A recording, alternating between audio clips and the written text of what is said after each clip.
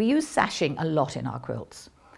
It's the means of constructing our quilts whereby we put the blocks together, whether those blocks are simple squares or whether they're slightly more complex, as in a sampler quilt, for example.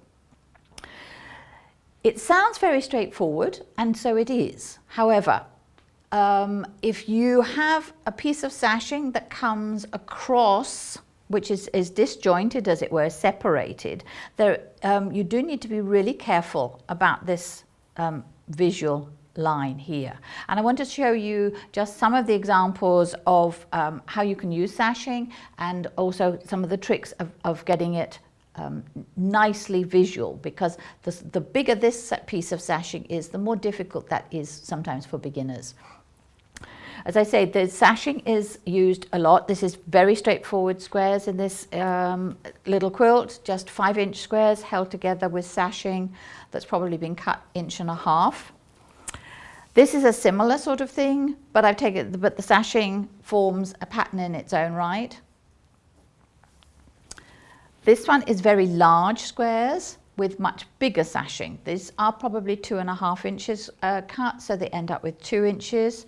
And obviously this is now a 2-inch gap, and we have to make sure that this is nice and parallel, because the eye will spot it, I promise you.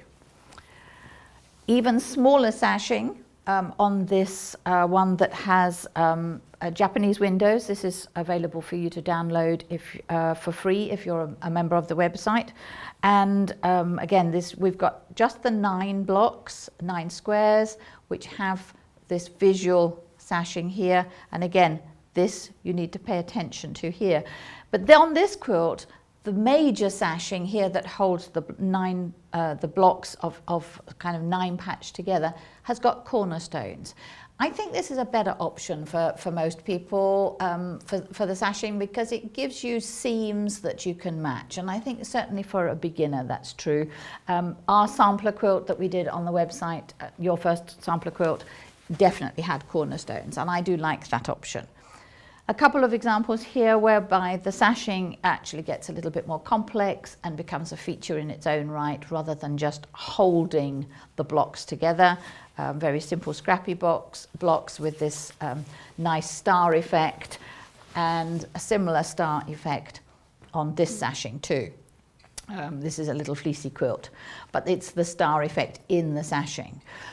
The big quilt behind me, the blue and white one, which is also a scrap quilt, has very complex sashing to it, but and looks as part of the pattern. It's part of the overall design, but is actually still sashing. If you look at it, it is built in rows, and it has sashing pieces.